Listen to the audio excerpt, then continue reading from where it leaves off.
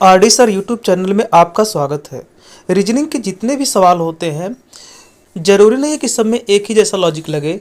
हर एक सवाल का अलग अलग लॉजिक होता है, अलग अलग नियम होता है। हमें उन लॉजिक और नियमों को खोजना पड़ता है, इसे ही तो रीजनिंग कहते हैं। तो कुछ इस टाइप के हम क्वेश्चन आपके सामने लेके आए हैं। तो चलिए हम यहाँ पे देख लेते हैं कि इनके आंसर क्या होंगे। दिया गया है कि दिए गए प्रश्नवाचक चिन्ह पर क्या होगा।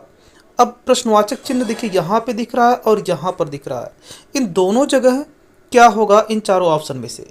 तो जिस तरह से 14 का लिखा गया है 6 और 8, 7 का लिखा गया 3 और 4, ऐसे 17 का क्या लिखा जाएगा। अगर 14 का हम 8 6 देखें तो कैसे लिखा गया। अगर हम 8 और 6 का गुणा करें तो कितना होगा, 8 छक 48 होगा। ऐसे ही अगर हम इसका गुणा करें तो कितना होगा, 4 तियाँ 12 होगा। तो इसका 48 आया और इसका 12, तो ये लॉजिक सही नहीं पड़ रहा है, अलग अलग हो जा रहा है। अगर इन दोनों को जोड़ें तो कितना होगा, 8 6 14 होगा। और इन दोनों को जोड़ें तो कितना होगा, 4 3 7 होगा। ये भी सही नहीं आ रहा है। कुछ तो ऐसा होना चाहिए जो सभी में एक ही लॉजिक हो, तभी हम यहाँ का अंक निकाल पाएंगे। ठीक है, 14 का 2 भाग 8 और 6 है।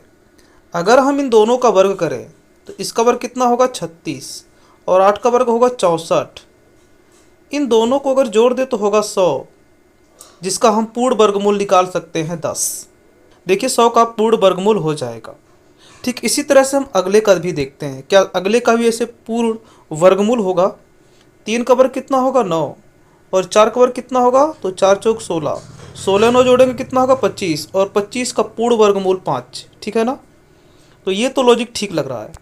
यानी कि यहाँ पर जो भी ये 2 भाग हुआ है, इन दोनों के वर्गों का योग भी किसी न किसी संख्या का वर्ग है, यानी उसका पूर्ण वर्गमूल हो जाएगा।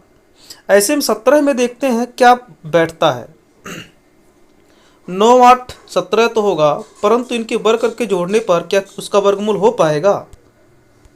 तो देखते हैं, 9 9 81 होगा और 8 8 64 होगा। ये 4 1 5 हो जाएगा, 8 6 14 145, जो कि किसी का भी ये वर्ग नहीं है। 16 एक करे तो होबे नहीं करेगा। एक बार 12 और 5 को देख लेते हैं, तो 5 का 25 हो जाएगा, 12 का 144 हो जाएगा। तो 5 4 कितना होगा, 9 होगा, 4 2 6 होगा, और ये 169। देखिए ये 13 का वर्ग है। ठीक है ना, यानी इसका वर्गमूल 13 होगा। अर्थात यही वाला ऑप्शन हमारा सही है, सी ऑप्शन, 5 और 13, यानी कि सी ऑप्शन हमारा सही रहेगा। तो हम इन दोनों में कहीं भी 5 और 13 भर सकते हैं। चलिए बढ़ते हैं अगले क्वेश्चन की ओर। हमारा अगला क्वेश्चन कहता है, किस विकल्प का अंक आईना में ज्यों का त्यों दिखेगा। ये 4 ऑप्शन है यहाँ पे, पर किस विकल्प का वो ऐसा अंक है जिसका आईना में हूबहू दिखेगा। तो ऑप्शन हमारा पहला सही होगा, क्योंकि जैसे 8 यहाँ दिख रहा है वैसे ही 8 आईना में भी दिखेगा। लेकिन 5 2 और 7 ये सब के सब उल्टे नज़र आएंगे, आप इनको देख सकते हैं। बढ़ते हैं अगले क्वेश्चन की ओर। देखिए हमारे क्वेश्चन में किसी भी तरह की कोई अनर्गल बकवास नहीं होती, सीधे क्वेश्चन की बात करते हैं, इसलिए कम समय में हमारे ज़्यादा प्रश्न होते हैं। प्रश्न है कि जब एक व्यक्ति अपनी जगह पर 270 दाएं घूमता है तो उसकी पीठ पश्चिम हो जाता है। पुनः 270 दाएं घूमने पर उसका चेहरा किस दिशा के विपरीत होगा। देखिए ये बहुत ही बेहतरीन रीजनिंग है, और ऐसे दिशा वाले प्रश्न पेपर में ज़रूर पूछ लिए जाते हैं, 1 से 2 प्रश्न। यहाँ पर सबसे पहले हम दिशा बना देंगे। ठीक है ना, ऊपर में उत्तर होता है, नीचे में दक्षिण होता है, इधर पूर्व होता है और इधर पश्चिम होता है। यहाँ पे क्या कहा है कि एक व्यक्ति अपनी जगह पे खड़ा है, 270 दाएं घूमता है।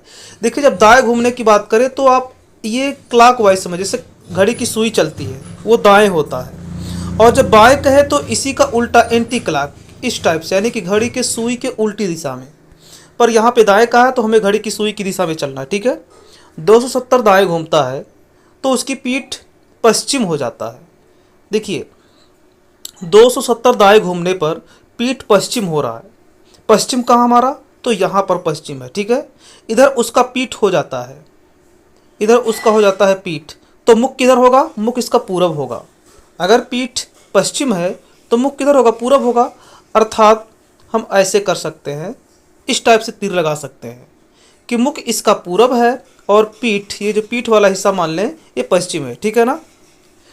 तो देखिए फिर क्या कहा है कि पुनः 270 दाएं घूमने पर उसका चेहरा किस दिशा में होगा।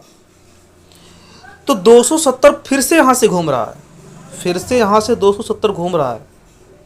अब उसका चेहरा किस दिशा के विपरीत होगा।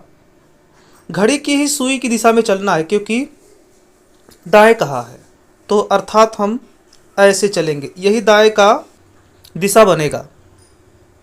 यहाँ से हमें चलना है 270। तो देखिए ये 90 हुआ और ये 90 180 और फिर यहाँ है 270। अब इसका मुख आप ये देख ही रहे, तीर वाले इसका मुख है। तो जब हम यहाँ आ जाएंगे दक्षिण की ओर, इस वाले लाइन पे आ जाएंगे, तो इसका मुख कैसे होगा, इधर हो जाएगा। तो फिर क्या कहा है कि उसका चेहरा किस दिशा के विपरीत होगा। तो देखिए ऊपर में क्या है, उत्तर है, चेहरा इसका दक्षिण दिशा में हो गया है, अर्थात ये उत्तर दिशा के विपरीत इसका चेहरा होगा। तो उत्तर दिशा हमारा कहाँ पे दिया है, ऑप्शन ए उत्तर। तो हमारा अगला प्रश्न दिया है सन 2025 के 22 फरवरी को बुधवार है, तो सन 2025 के 29 फरवरी को कौन सा दिन होगा। देखिए ये 2025 के फरवरी की ही बात कर रहा है। 22 फरवरी को अगर बुधवार था तो 29 फरवरी को 2025 में ही कौन सा दिन होगा। तो यहाँ पर हमें दिन निकालने की ज़रूरत ही नहीं है। अगर हम इस सन को देखें तो सन हमारा 2025 है, जबकि ये 2025 4 से नहीं कटता, और जो वर्ष यानी जो सन 4 से नहीं कटता है उस सन का यानी उस साल का जो फरवरी होता है वो 28 का ही होता है। जबकि यहाँ पे तो 29 का पूछ लिया है, तो 29 दिन का तो फरवरी होबे नहीं करेगा क्योंकि 4 से हमारा 2025 नहीं कट रहा है, इसलिए ये 28 का फरवरी होगा। यहाँ पे हमारा अगला क्वेश्चन है, बताइए निम्नलिखित में से कौन सा विकल्प सही है। बताना है कि इन चारों ऑप्शन में से क्या सही है। यहाँ पे सवाल दिए गए हैं, 15 को 9 लिखा गया और 6 लिखा गया, 13 को 8 लिखा गया और 5 लिखा गया, ऐसे 23 को क्या लिखा जाएगा।